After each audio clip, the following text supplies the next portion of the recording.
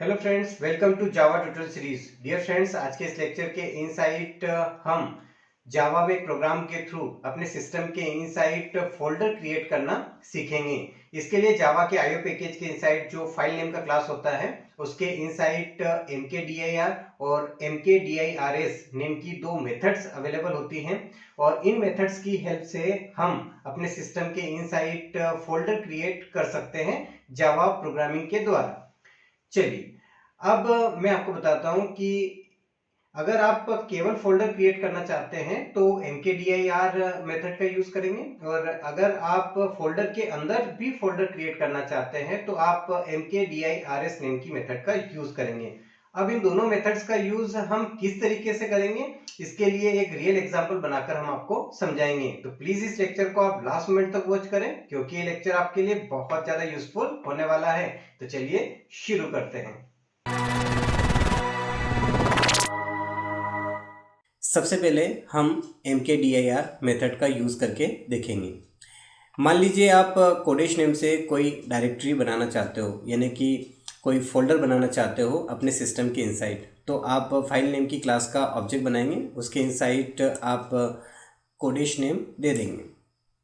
इसके बाद इस ऑब्जेक्ट को इसी क्लास के रेफरेंस में असाइन कर देंगे और फिर इससे आप कॉल करेंगे mkdir मेथड को। जैसे आप इसको कॉल करेंगे तो आपके सिस्टम के इनसाइड कोडेश नेम का फोल्डर क्रिएट हो जाएगा, लेकिन आपको यहीं पर पता चल जाना चाहिए कि आपके सिस्टम के इनसाइड ये फोल्डर क्रिएट हो चुका है। इसके लिए हम यहाँ पर इफ स्टेटमेंट का यूज़ करेंगे इस तरीके से। ये जो mkdir मेथड है इसका जो रिटर्न टाइप है वो बूलियन है।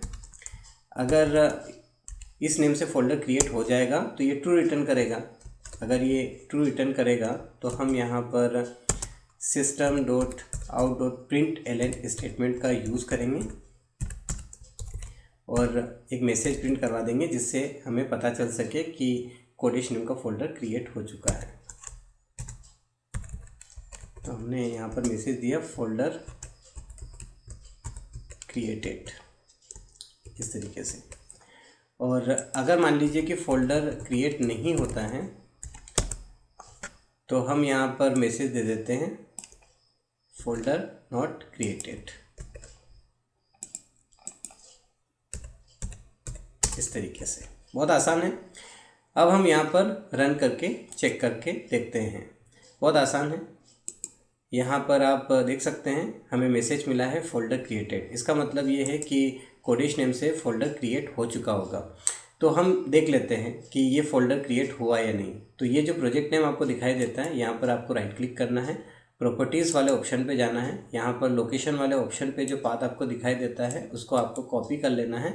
कॉपी करने के बाद यहाँ पर ये जो सर्च बार आपको दिखाई देता है यहाँ पर जाकर सर्च कर लेना है।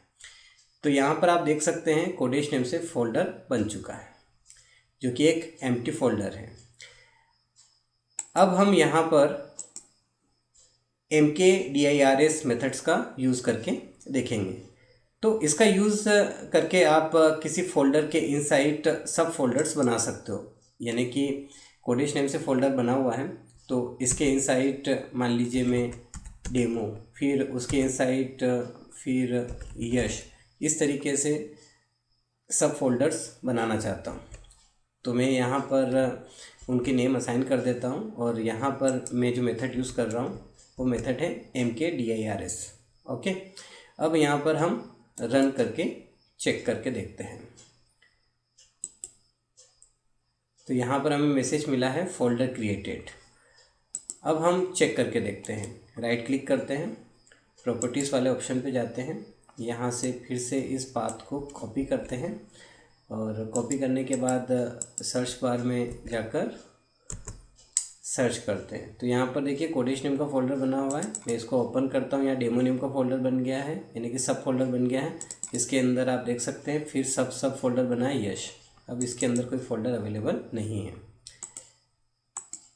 तो डियर फ्रेंड्स, आज के इस लेक्चर में हमने बात किया mkdir और mkdirs मेथड्स के बारे में। आई होप कि आपको ये लेक्चर बहुत अच्छे समझ में आया होगा। मिलते हैं नेक्स्ट लेक्चर में, तब तक के लिए बाय बाय।